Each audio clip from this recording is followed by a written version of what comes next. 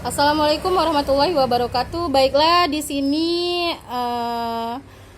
Ibu akan menjelaskan kenapa kalian Ibu gabungkan dalam satu kelas. Ya, kelas 4 dan kelas 5-nya Ibu gabung ya, karena pada hari ini guru kalian tidak masuk. Jadi, di sini untuk kelas 4 yaitu pelajaran apa? Pelajaran bahasa Indonesia kan? Jadi di sini kalian pelajaran bahasa Indonesia di mana situ judulnya adalah tentang menentukan gagasan-gagasan pokok dan pendukung. Jadi untuk kelas 5 materinya tentang IPA, yaitu menjelaskan alat gerak dan fungsinya pada hewan dan manusia. Di sini Ibu akan menjelaskan tentang gagasan pokok dan gagasan pendukung. Di mana sebelumnya kalian harus belajar menentukan kalimat utama dan kalimat penjelas. Ini materi bahasa Indonesia ya. Sekalian kalian buka juga di buku LKS kalian masing-masing atau buku paket kalian masing-masing. Oke, Ibu akan menjelaskan apa sih itu kalimat utama. Kalimat utama adalah kalimat yang menjadi inti dasar dari paragraf. Jadi letak kalimat utama itu adalah di awal paragraf. Dia juga terletak di akhir paragraf. Yang di awal paragraf itu adalah paragraf deduktif, dan kalau paragraf terakhir itu adalah induktif. Jadi di awal dan akhir paragraf itu adalah paragraf campuran. Oke, di sini Ibu akan menjelaskan apa sih itu gagasan pokok. Jadi gagasan pokok itu merupakan inti dari paragraf. Biasanya terdapat pada kalimat utama yang terdapat di tengah, di awal, bahkan mau juga di akhir paragraf. Jadi meskipun merupakan inti, gagasan pokok ini tidak dapat berdiri sendiri. Jadi dia harus ada gagasan pendukung yang membuat paragraf menjadi utuh. Ya, jadi di sini Ibu mau jelaskan juga ciri-ciri gagasan pokok itu. Gagasan pokok itu memiliki beberapa ciri-ciri ya yang dapat diidentifikasi. Seperti kalimat umum, satu gagasan pokok dari setiap paragraf juga terdapat di kalimat utama. Dapat berdiri sendiri. Jadi di sini gagasan pendukungnya itu apa sih, Bu?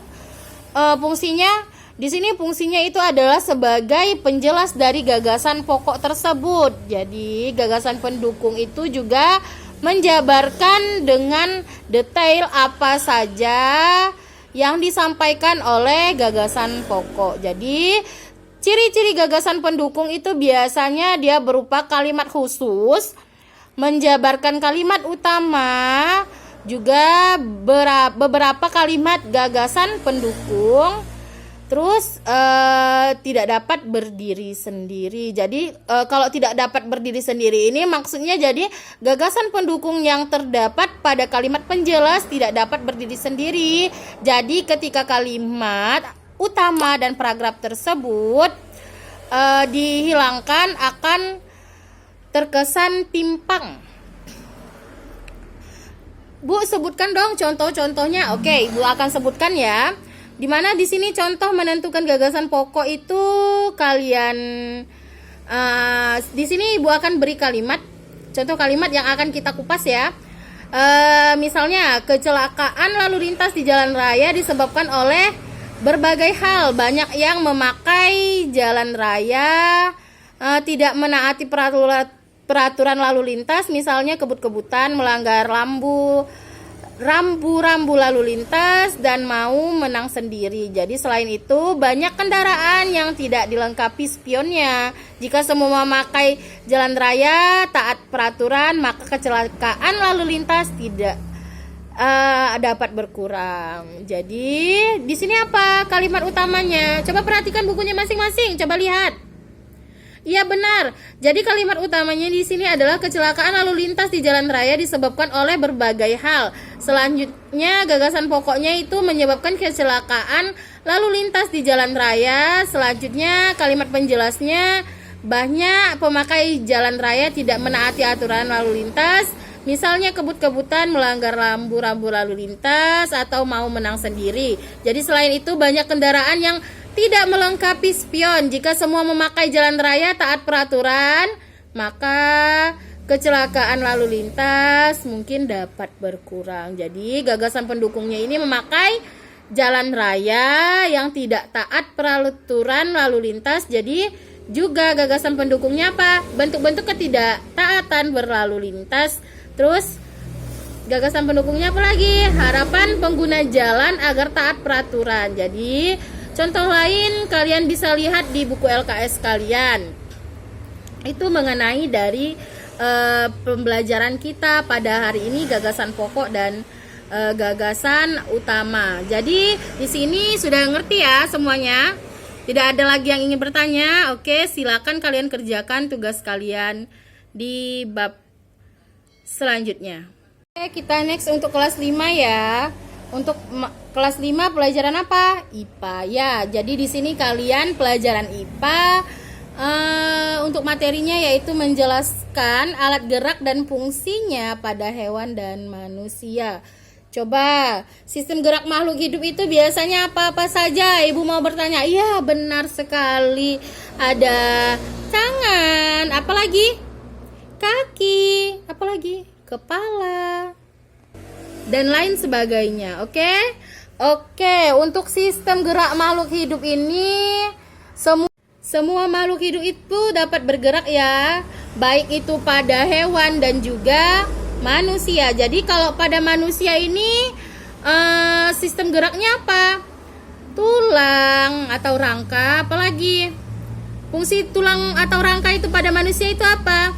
Dia sebagai penegak tubuh, pembentuk tubuh, apalagi tempat melekatnya otot, tempat terjadinya proses pembentukan sel darah merah. Jadi juga fungsinya sebagai alat gerak pasif. Apalagi untuk pada manusia yaitu otot. Kalau hewan apa? Contohnya pada hewan vertebrata. Hewan vertebrata ini memiliki dua jenis gerak ya. Dia memiliki gerak aktif dan pasif. Jadi dilakukan oleh apa? Oleh otot ya. Dan juga tulang. Oke, hewan berikut Ibu mau jelaskan untuk gerak hewan vertebrata, di mana hewan vertebrata ini organ geraknya dan fungsinya. Misalnya hewan kelinci, organ geraknya seperti kaki. Terus fungsinya apa? Meloncat. Kaki juga digunakan. Oke, selanjutnya Ibu akan membahas yaitu biasanya hewannya apa lagi? Ular. Jadi ular itu geraknya pakai apa? Otot perut ya. Fungsi dari otot itu adalah untuk bergerak. Jadi selanjutnya apa lagi? Ikan dan lain sebagainya ya, masih banyak ya. Ada katak. Katak biasanya pakai apa? Kaki ya. Jadi fungsi kaki belakang katak itu lebih panjang, digunakan untuk meloncat. Jadi katak itu berselaput dan berfungsi untuk menentukan air, ada selaputnya itu. Jadi untuk hewan vertebrata vertebrata juga ada ya, seperti siput. Banyak.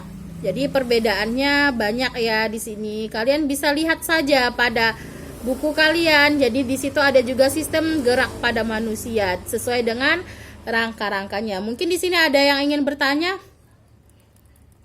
Oke. Bu, apa sih itu alat gerak pasif dan aktif dan pasif ya. Jadi di sini alat gerak pasif itu sudah Ibu jelaskan tadi, seperti apa? Lengan manusia, betul. Jadi yang terdiri dari tulang lengan atas, tulang hasta, jadi di berbagai lengan kita. Jadi selanjutnya ada juga di bagian kaki. Jadi di situ ada tulang paha, tulang kering. Nah, jadi di situ ada ya. Terus gerak aktif ini pada manusia itu apa tadi Ibu jelaskan? Oh, otot. Jadi di sini otot itu banyak ya, ada otot polos, otot lurik. Otot apa lagi selain itu? lurik, polos, otot jantung. Jadi banyak. Kalian tinggal baca saja di situ, banyak ya. Mungkin itu saja pembahasan kita pada hari ini. Di situ ada buku kalian, silakan kalian kerjakan soalnya. Oke, alhamdulillah pada materi pada hari ini untuk kelas 4 dan kelas 5-nya alhamdulillah nilainya juga bagus-bagus. Jadi kalian paham ya mengenai pembelajaran kita pada hari ini, yaitu kelas 4 tentang apa tadi? Bahasa Indonesia, menentukan gagasan pokok dan pendukung. Jadi selanjutnya yang kelas 5 tadi apa pelajarannya? Menjelaskan alat gerak dan fungsi pada hewan dan manusia. Oke, mungkin sekian dulu dari Ibu. Sebelum kita mengakhiri pelajaran kita pada hari ini, ada kalanya kita membaca doa dulu sesuai dengan agama dan kepercayaan kita masing-masing. Berdoa dimulai, berdoa selesai. Oke, terima kasih banyak. Ibu akhiri dengan wabillahi taufik wal hidayah. Wassalamualaikum warahmatullahi wabarakatuh.